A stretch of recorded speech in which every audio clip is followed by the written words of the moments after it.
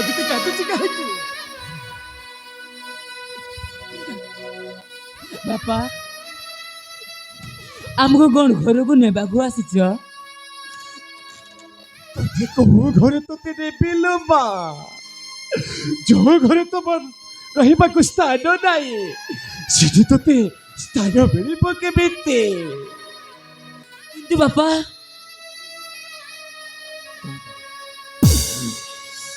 ସେ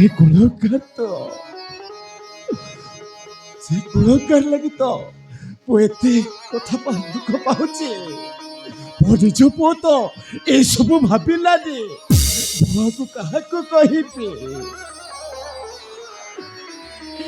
ଆପଣଙ୍କ ପରି ଗୋଟେ ଦେବତାକୁ ସେମାନେ ଘରୁ ତଡ଼ିଦେଲେ।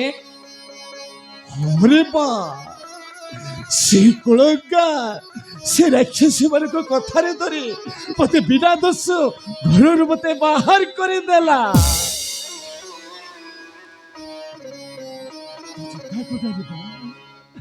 ତୁ ଅଛୁ, ମୋ ନାତି ଅଛି, ମୋର ଆଉ କିଛି ଦରକାର ନାହିଁ। ଚାଲେ ବା, ଏ ଭିତରକୁ ଚାଲିଯିବୁ। କିନ୍ତୁ ବାପା ଆମେ 2 ଦିନ ହେଲା କିଛି ଖାଇନୁ, ବହୁତ ଭୋକ ହଉଛି ବାପା। ଆମେ ଏତେ ଦୂରକୁ କେମିତି ଚାଲିକି ଯିବୁ? ଖାଇବା ଜିନିଷ? ହଁ ହଁ, ମୋ ପାଖରେ ତ କିଛି ଟଙ୍କା ଅଛି, ତୋ ପାଇଁ ମୁଁ ଖାଇବା ଜିନିଷ ନେଇ ଆସିବି। ତୁ ଏଇଠି ରହ, ଏଇ ସାଙ୍ଗେ ସାଙ୍ଗେ ତୋ ପାଇଁ ନେଇକି ଆସିବି। କିରଣ, ତୁ ମୋ ସହିତ ଚାଲ। ହଁ ଜେଜେ। ମା ତାହେଲେ ବି ଆସିଛୁ ମା? ଠିକ ଅଛି, ତାହେଲେ ଆସ।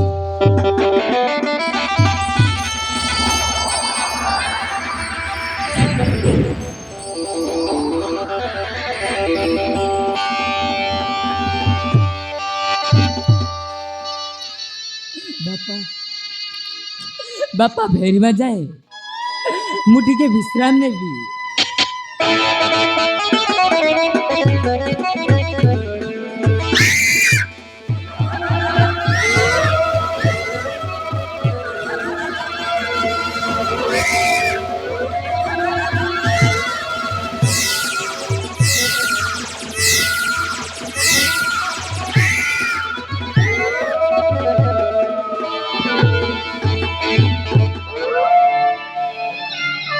ଦରକାର ନାହିଁ ଲୋ, ମୋ ତୋ ପାଇଁ ସବୁ ନେଇକି ଆସିଛି।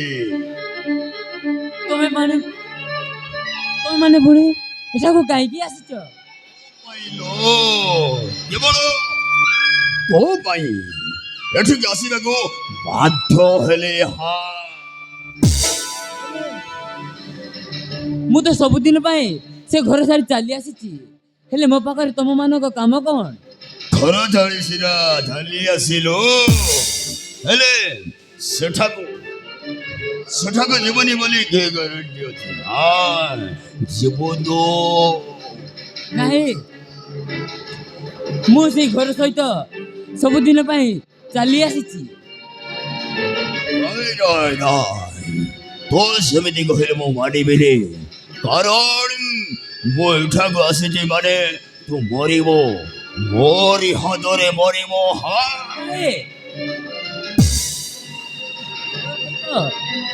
ମୋର କିଛି ସମ୍ପର୍କ ନାହିଁ, ହେଲେ କାହିଁକି ମତେ ମାରିଦେବେ? କାହିଁକି ନା ମୋ ଟାର୍ଗେଟ ଥିଲା ଜମିଦାର ପରିବାର, ସେ ପରିବାରକୁ ଖତମ କରିଦେବା।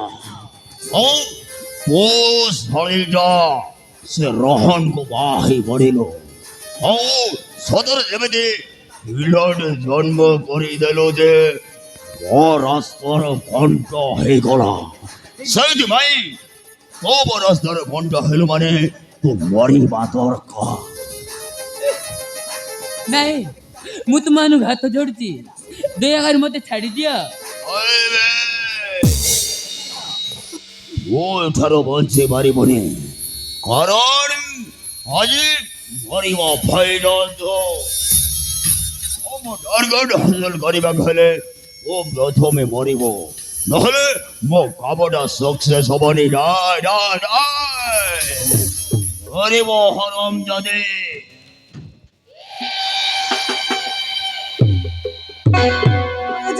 এই জানা খাইব না কদড়ি খাইব কোন কহিল তা খইব এই নাই নাই নাই গোটে কাম କରିବା এরকম মারিবা না কোন କରିବା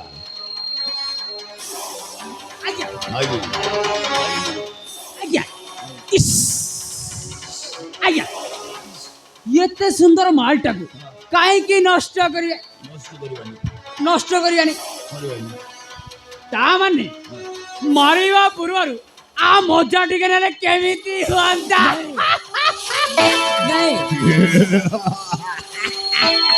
কি আইডিয়া গোছাবে আমার ভুলে যাবা মারিবা করু মজা টিকে নবা না তারপরে মারদবা আলো টিকে লাগি যা